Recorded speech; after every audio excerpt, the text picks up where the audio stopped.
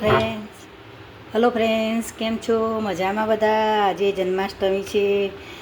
જન્માષ્ટમીમાં આપણે ફરાળી બનાવવાનું હોય, પેલું ઉપવાસ કર્યો હોય એટલે આપણે જન્માષ્ટમીનું ફરાળી ખાવાનું હોય. તો તેમાં મેં આજે પૂરી, બટાકાનું શાક અને મઠો એ રીતે અમે થાળી આજે બનાવી છે. તે જો હું તમને પૂરી આજે વણું છું. હજી જો ગુલ્લા રહ્યા, આ વણવાની આટલી વણી આટલી તરીશ. હું એકલી છું એટલે વણતી જાઉં અને તરતી જાઉં. તે જો હું આ તરવાનું ચાલુ કરું છું. જો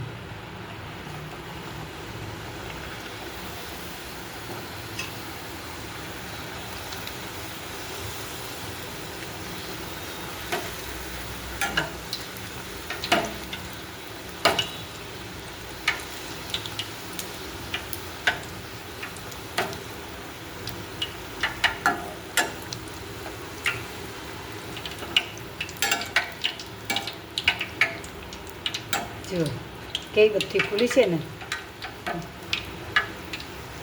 આ સરસ મજા આવે છે ખાવાની.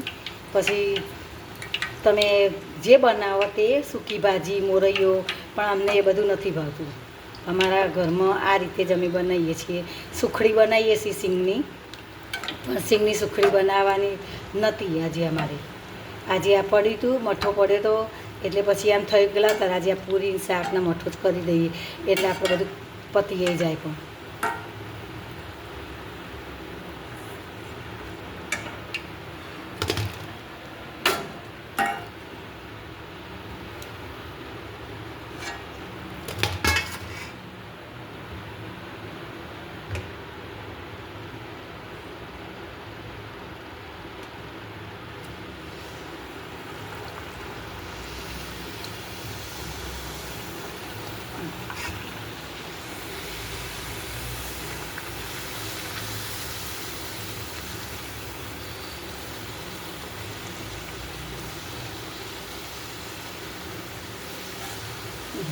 થાય છે ને ઘઉંના લોટની પૂરી હોય એ રીતે.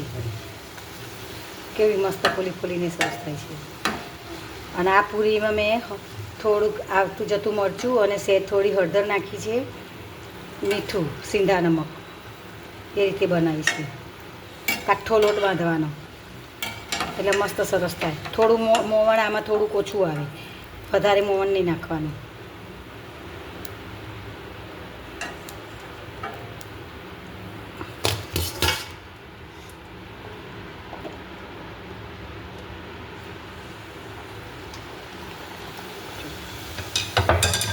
જો ગેસની પૂજા કરી છે કાલે, સાતમ હતી એટલે.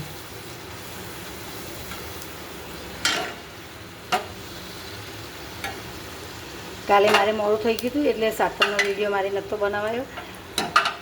કુલેર મેં મસ્ત બનાવી હતી, પણ પછી મારા ઘરે મેં ગેસ્ટ આવે એટલે બધું રહી ગયું એટલે વિડીયો નહોતો બનાવ્યો.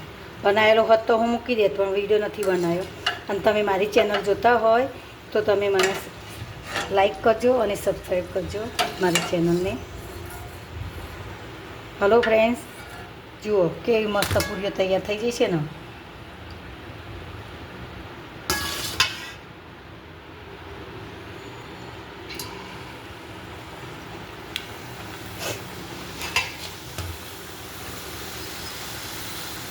જો આપણે આ વણેલી હતી એ બધી તૈયાર થઈ ગઈ છે. ગેસ મેં થોડો ધીમો કર્યો છે.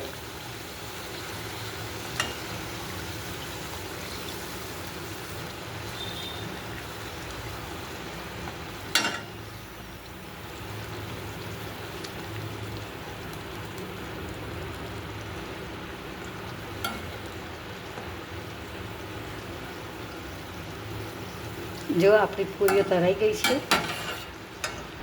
જો આપણી આ થાળી તૈયાર. જુઓ આજે આઠમની થાળી, કુકુડ આઠમની, કાનાના જન્માષ્ટમીની, જન્મ મહોત્સવની. આપણા ઘરે અમે ઉજવણી તો કરતા નથી, પણ અમારા ઘરે અમે આ રીતે ઉપવાસ કરીએ છીએ.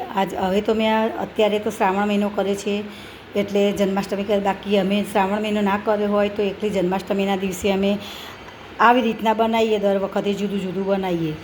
પણ જો આ રીતે આ થાળી હોય તો આપણને થોડું લાગે કે આપણે ઉપવાસ કર્યો નથી એવું આપણને ફીલ થાય, તરી જવાય આપણે. તમે મારી ચેનલ જોતા હોય તો પ્લીઝ લાઈક કરજો અને સબસ્ક્રાઈબ કરજો. મહેરબાની કરીને મને આગળ વધવા સપોર્ટ કરતા રહેજો. Thank you. આભાર.